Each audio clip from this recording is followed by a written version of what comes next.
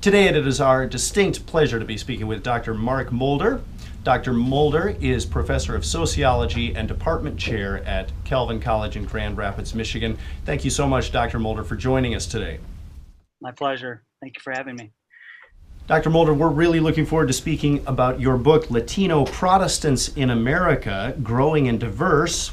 And I wonder if I could ask as a beginning question, where is Latino Protestantism growing and how fast? What is the picture that we get? It's growing everywhere. I think that's one of the stories that we tell in the book with my co-authors Gerardo Marti and Aida Ramos, that Latinoism or Latinx populations are stereotypically associated with the Southwest and Northeast. A lot of Mexican migration into the Southwest and Puerto Rican relocation to the around New York and New Jersey.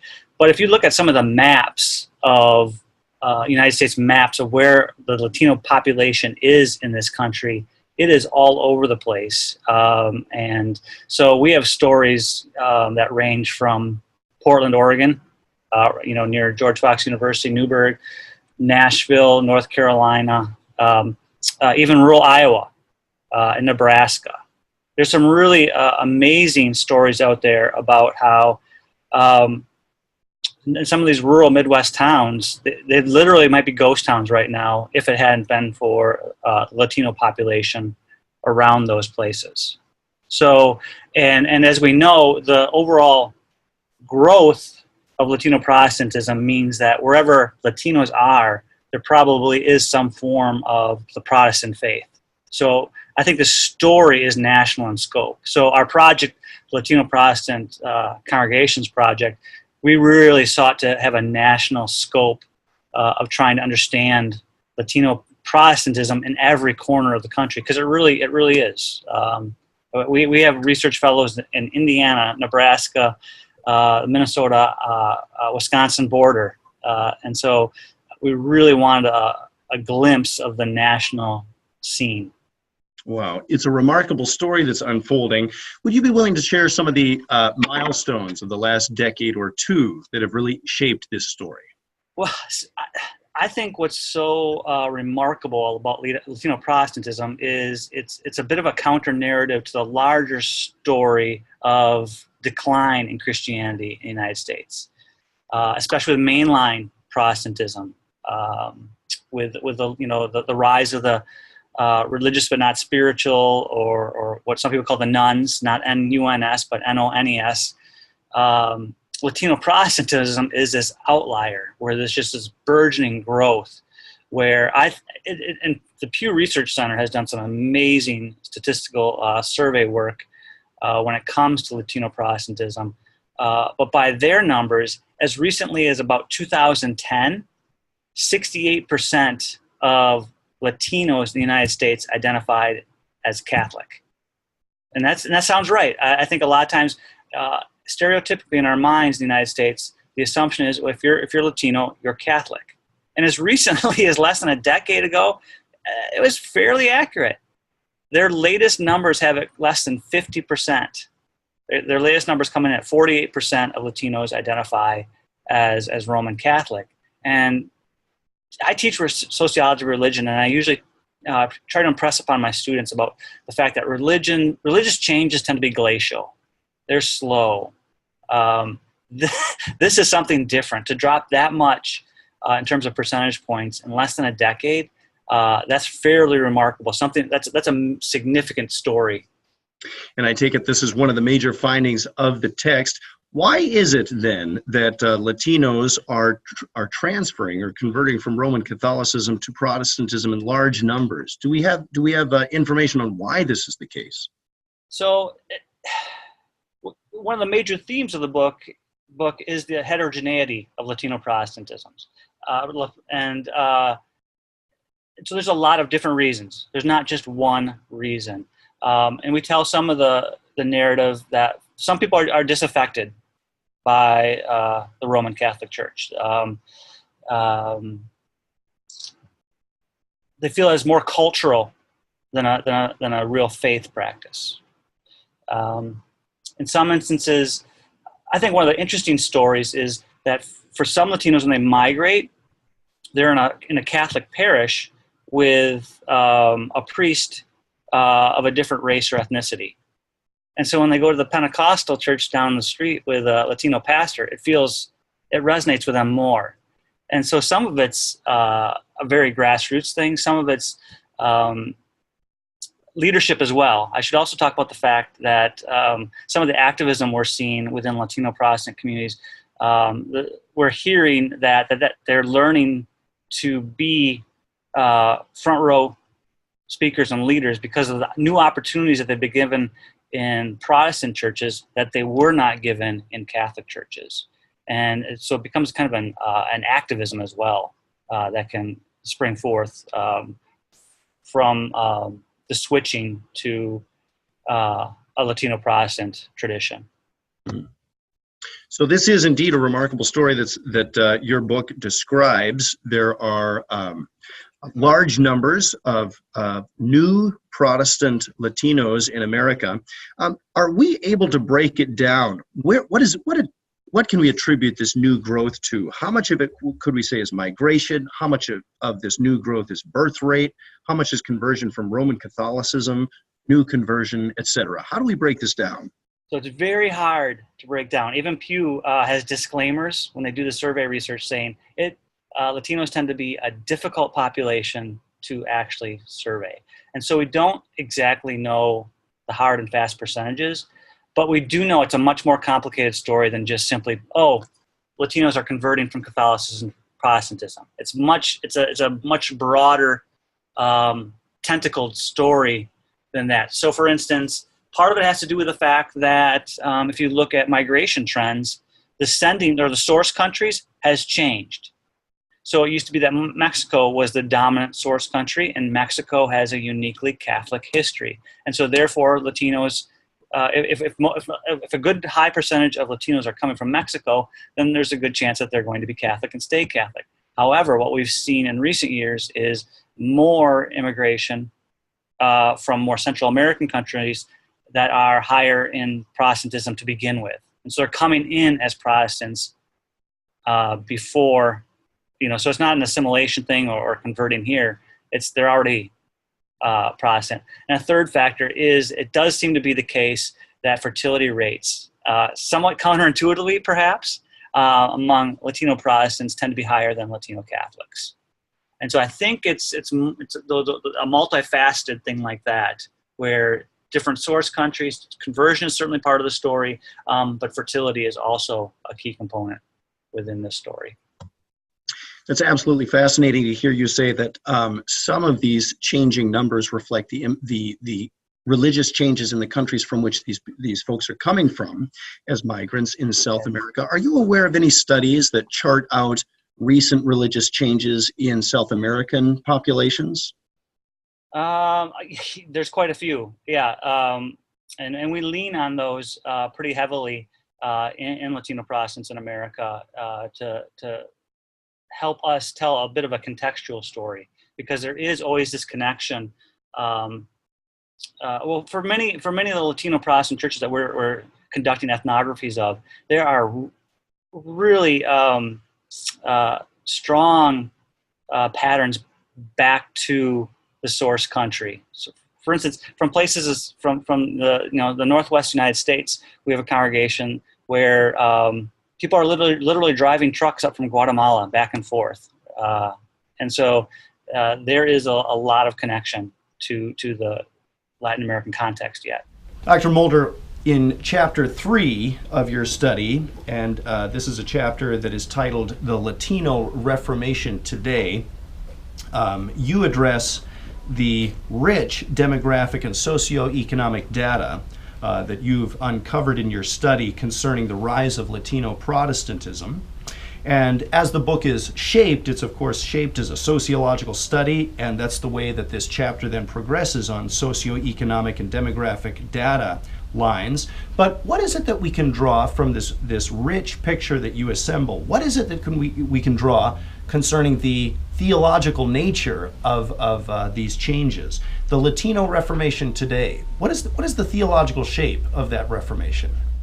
It's multifaceted. There is no one shape. We have a researcher in Boston who he actually is a theologian by training, and I think that's one of the strengths of the Latino Protestant Congregationalist project, that we have a disciplinary diversity. And he's been doing some work on the different themes that emerge within Latino Protestant theology.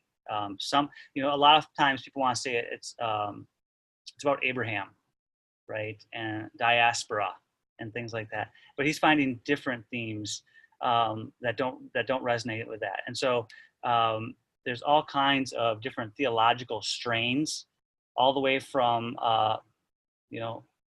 Pentecostalism to, we have some churches within our study where they actually attempted. We had informants who told us we thought we were going to a Catholic church. The practice of worship was so familiar to them as Catholics that they felt like they had been duped. And so you do have these strains within Latino Protestantism where some find their identity in distancing themselves from Catholicism. They do everything to say how they are different from that dominant faith.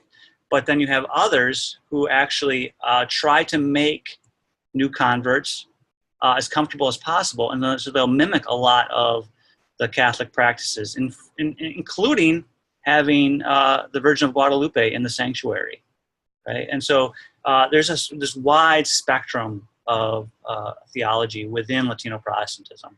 Dr. Mulder, this has been a multi-year project for you. Tell me about the research process for you, and perhaps some of the most surprising elements that you uncovered during your research.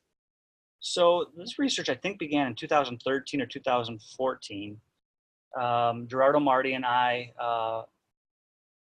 actually, we were on Calvin's campus, did a summer seminar with Juan Martinez, who is a dean at Fuller Seminary and has done actually a lot of work on Latino Protestantism before us as a theologian.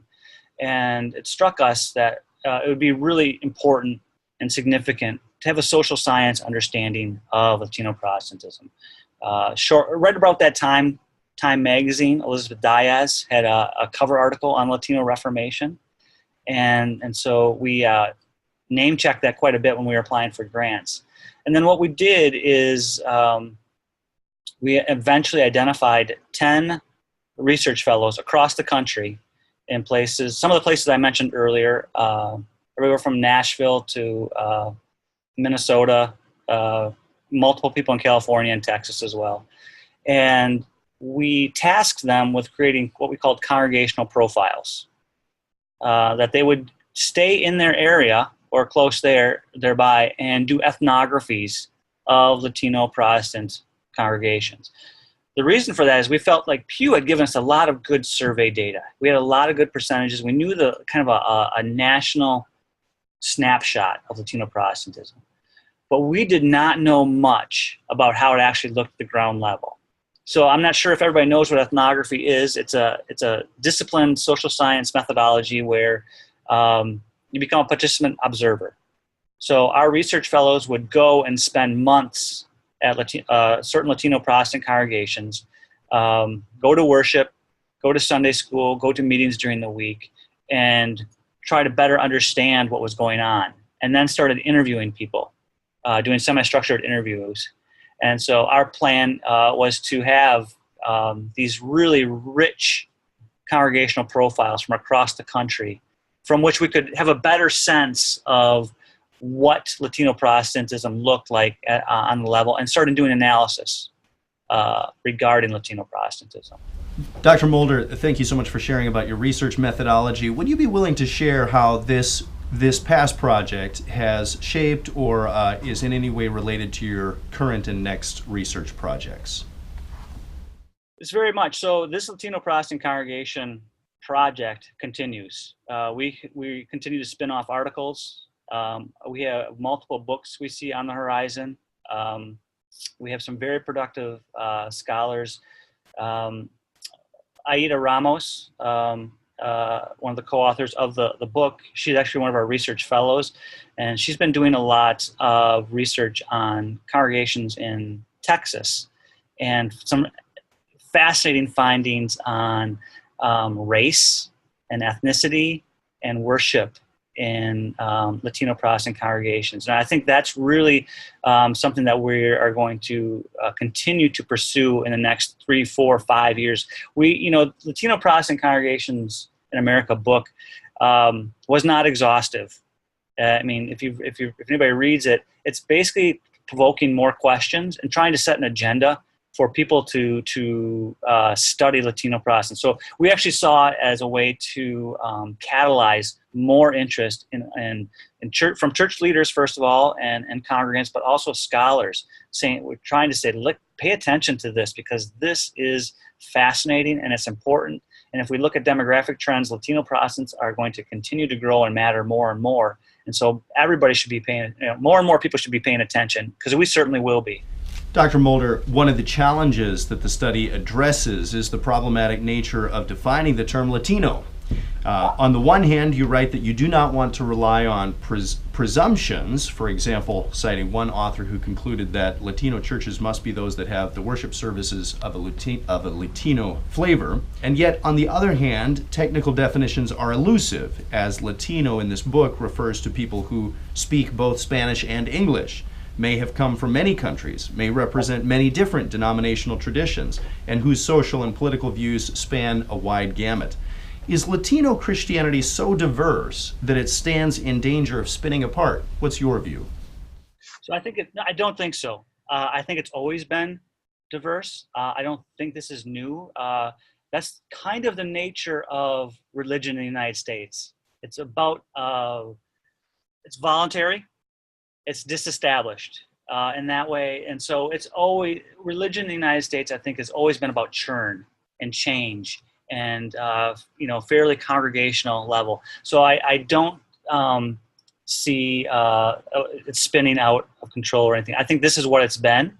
And so I think that it's just that we now have taken steps to better understand it. Good. Thank you for that reflection.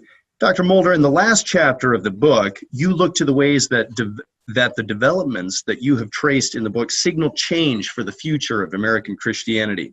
Do you see American Christianity as becoming more fragmented or more united generally as we look to the future? So, and again, I think this is similar. I think religion in the United States has been largely disestablished throughout the history of the country. And so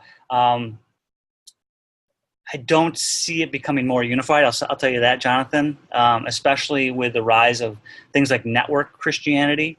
It seems where there's more horizontal networks rather than, vertical hierarchical structures, right? We're seeing more and more of this kind of grassroots vertical with less authority structure, which I think could be problematic if you don't have a lot of guardrails. But that does seem to be the direction of Christianity in the United States today. There's less and less regard for authority figures. And you see that in public life and political life. And I think we're also seeing it in religious life. And it doesn't help when some of the highest profile religious leaders continue to have very public failings. And so this idea that we're going to be more unified, I don't know that we've ever been terribly unified, but I don't see us growing more unified. I'll say that. One of the things that we've been studying in the Aqueduct project is technology and religion, and I'd be very interested in your views speaking as a general group. Is Latino Christianity, is there anything you can detect about the relationship to technology? Is it an avid user? Is it reluctant to use technology? Is there any comment you can make? Thank you. And again, it's all over the place. There's congregations within our study are sometimes meeting in basements, and they have youth bands, and it's just very bare bones, and it's a cinder block basement, and it's basic. There's no PowerPoint.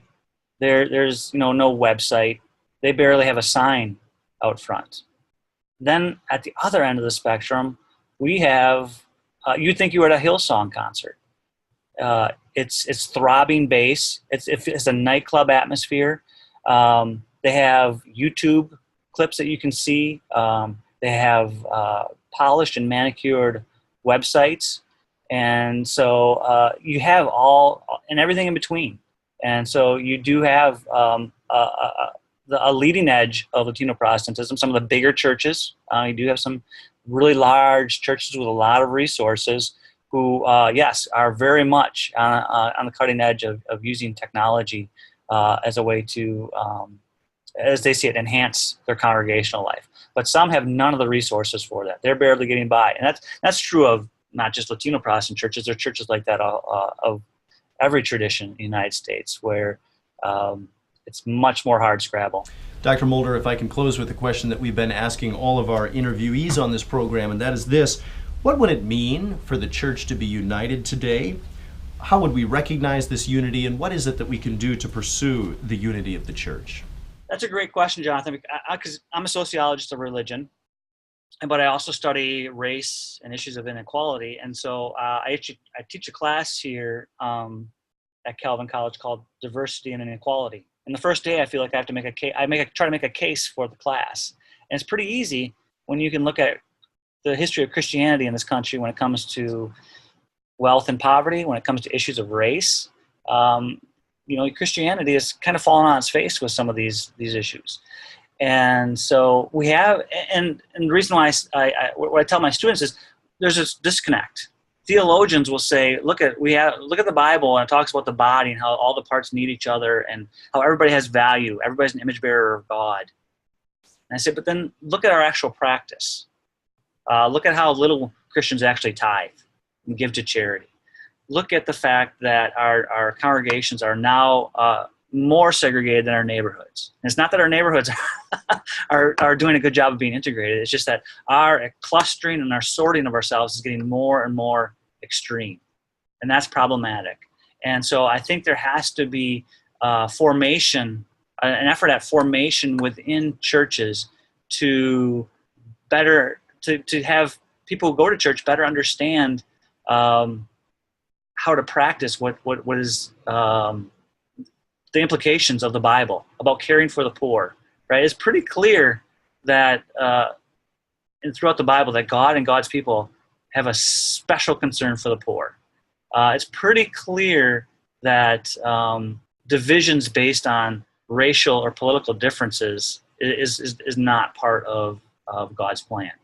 And so I think that there's been a lack of formation on the part of churches, and I think churches need to be called to say, what's going on here?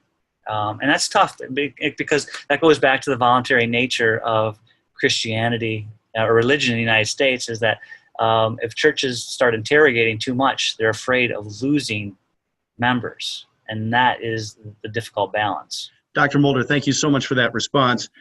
We would like to be following your work. What are some of the research projects that we can look forward to in the future? We continue to produce published pieces on Latino Protestantism, especially Aida Ramos, Gerardo Marty, and myself. Gerardo and I are also, we have a book that's about to be released, I'd say within the next year or so, from Rutgers University Press. And this is a major departure, but it's on Robert Schuller and the Crystal Cathedral out of California, what's considered the first megachurch in the United States that went bankrupt and ended up with the founding pastor suing the congregation. And so it's a pretty fascinating story about what we're calling megachurch strain. That's a project. And Gerardo and I are also working on something called Rust Belt Religion. And I'm actually from rural Wisconsin, and so I have some entree into some rural white communities and trying to understand how religious identity might influence people's political and economic stances. And so that's also an ethnographic project that we're pretty deep into right now. It's been our delight to be speaking with Dr. Mark Mulder, Professor of Sociology and Department Chair at Calvin College and author of the text that we've been discussing today, Latino Protestants in America, Growing and Diverse. Dr. Mulder, thank you so much for joining us this morning. Thank you, Jonathan.